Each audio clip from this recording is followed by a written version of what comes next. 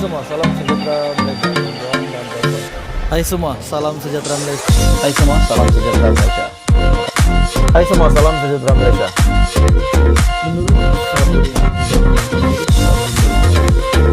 Hai semua, salam sejahtera Malaysia. Tuan-tuan dan puan-puan semua.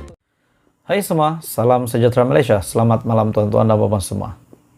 Satu ulasan yang menarik saya nak kongsi dengan Anda semua, pada semua penonton pada malam ini. Kita dikejutkan dengan satu tulisan yang telah diterbitkan di syahbudin.com. Dilema Perdana Menteri. Dilema Anwar Ibrahim.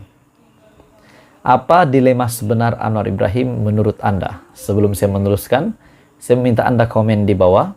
Apa dilema sebenar Datuk Seri Anwar Ibrahim? Adakah dilema sebenar Anwar Ibrahim adalah untuk mengekalkan kerajaan untuk penggal ini dan penggal-penggal yang akan datang? Dan dilema kedua, adakah benar UMNO BN ini adalah satu racun di dalam kerajaan pimpinan Datuk Seri Anwar Ibrahim, disebabkan ada beberapa pemimpin, bahkan timbalan Perdana Menteri yang masih lagi di dalam status pembelaan diri. Satu tulisan yang telah diterbitkan di dalam syahbudin.com, Dilema Anwar Ibrahim. Simpati kepada Anwar, itulah kalimat awal yang ingin saya nyatakan sebagai menghormati Perdana Menteri. Tulisan ini mungkin akan mengguris hati. Sebagai Perdana Menteri dan pemimpin politik veteran, Anwar Ibrahim tentu menyadari wujudnya peruntukan dalam Perlembagaan Persekutuan di bawah perkara 33E dalam kurungan 1 yang menyatakan bahwa yang di Pertuan Agong hendaklah terhenti menjalankan fungsi yang di Pertuan Agong jika dipertuduh atas suatu kesalahan. Setelah saya mendengar perenggan ini, adakah lantikan Agong di dalam Kerajaan Perpaduan hari ini kepada semua Perdana Menteri, timbalan Perdana Menteri, menteri-menteri, timbalan-timbalan menteri yang telah mengangkat sumpah, terdapat satu kesalahan ataupun satu lantikan yang tidak sah dan sepatutnya telah melanggar perlembagaan ataupun undang-undang. Sebagai contoh, timbalan Perdana Menteri 1, Ahmad Zahid Hamidi, yang masih mempunyai kes mahkamah. Bahasa mudanya bermaksud bahwa yang di Pertuan Agong kena meletakkan jawatan jika baginda dipertuduh atas suatu kesalahan di bawah mana-mana undang-undang di dalam mahkamah khas yang ditubuhkan.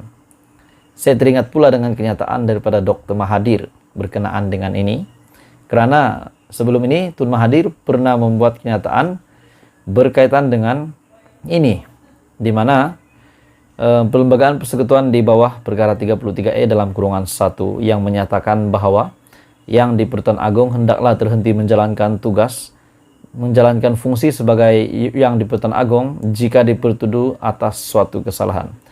Namun kita belum tahu lantikan Agong di dalam Kerajaan Perpaduan hari ini ada yang salah ataupun memang tiada yang salah. Jadi kita belum boleh mengambil satu keputusan. Begitu tegas dan keras peruntukan undang-undang, Hatta ke atas yang di Pertuan Agong yang menjadi Ketua Negara Malaysia baru dituduh sahaja, sudah diminta letak jawatan, belum bicara lagi, belum tentu bersalah atau tidak bersalah.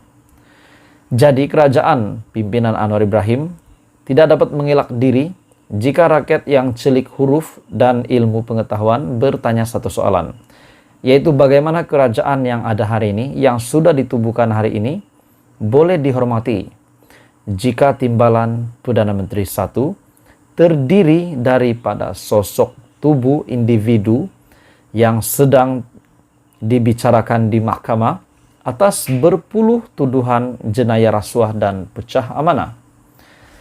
Apa komen Anda tuan-tuan dan puan-puan semua setakat ini? Dilema yang dihadapi oleh Datuk Seri Anwar Ibrahim untuk menjaga credibility, menjaga status PKR, PH, menjaga nama Anwar Ibrahim sendiri, di mana majoriti rakyat Malaysia yang sudah menyokong Datuk Seri Anwar Ibrahim, mahu Datuk Seri Anwar Ibrahim menjadi Perdana Menteri. Namun, timbalan Perdana Menteri terdiri daripada seorang yang mempunyai kes mahkamah, yang masih mempunyai tuduhan yang banyak. Dan apakah penyelesaian yang patut diambil oleh Datuk Seri Anwar Ibrahim sebagai Perdana Menteri untuk menjaga kesucian PH, menjaga status PKR, menjaga nama baik Datuk Seri Anwar Ibrahim sendiri? Adakah dengan Zahid yang menjadi timbalan Perdana Menteri satu hari ini boleh merosakkan seluruh PH pada tahun-tahun akan datang? Mungkin hari ini kita tidak perasan lagi. Namun sekiranya beberapa tahun akan datang, rakyat mulai sedar, rakyat mulai faham. Kenapa kerajaan yang dipimpin oleh Datuk Seri Anwar Ibrahim ini, yang dikatakan melalui reformasi, menggunakan reformasi sebagai tunjang utama di dalam pimpinan Datuk Seri Anwar Ibrahim, namun timbalan Perdana Menteri 1, Zaid Hamidi yang punya kes mahkamah. Dan persoalan seterusnya, andai kata Zaid Hamidi terlepas daripada kes mahkamah, andai kata Zahid terlepas dan dibebaskan, apakah pandangan rakyat Malaysia? Sudah pasti yang akan ditunjuk, yang akan dituduh, nama yang akan disebut bukan Zaid Hamidi, namun melainkan nama Datuk Seri Anwar Ibrahim. Mereka akan menuding jari kepada Perdana Menteri. Mereka akan kata bahwa Perdana Menteri sebagai Anwar Ibrahim sebagai Perdana Menteri yang membantu mahkamah, membantu Zahid untuk melonggarkan ataupun mungkin membebaskan Zaid Hamidi sebagai timbalan Perdana Menteri. Disebabkan beliau mempunyai status timbalan Perdana Menteri, sebab itu Anwar Ibrahim ataupun kerajaan yang ada hari ini telah memberi kompromi kepada Zahid sebagai timbalan Perdana Menteri. Walaupun kita tahu BN memang menjadi kingmaker di dalam pembentukan kerajaan perpaduan hari ini. Jadi tuan-tuan dan puan semua, berkenaan dengan lantikan agung, adakah ini juga mempertikaikan keputusan-keputusan daripada yang di Pertuan Agong? Jadi tuan-tuan dan puan semua, TPM 1 yang sekarang berada di peringkat membela diri. Di akhir kes pendakwaan yang lalu, beliau telah didapati bersalah dan telah didapati bersalah oleh hakim kerana pihak pendakwaan berjaya membuktikan kes prima facie. Dalam satu segi, komitmen Anwar untuk membawa tata kelola yang baik di dalam pentadbiran kerajaan tidak dipertikaikan oleh rakyat. Hasrat Anwar untuk mewujudkan satu pentadbiran kerajaan yang berintegriti mendapat restu dan dipercayai rakyat. Dan sudah pasti rakyat tidak mahu kepercayaan mereka ini hilang, hanya disebabkan sosok Zaid Hamidi sebagai timbalan Perdana Menteri yang mempunyai kes mahkamah.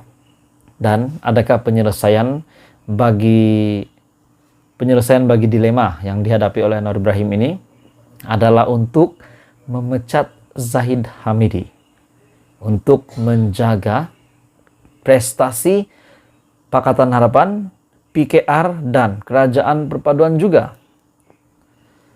Jadi, jika TPM 1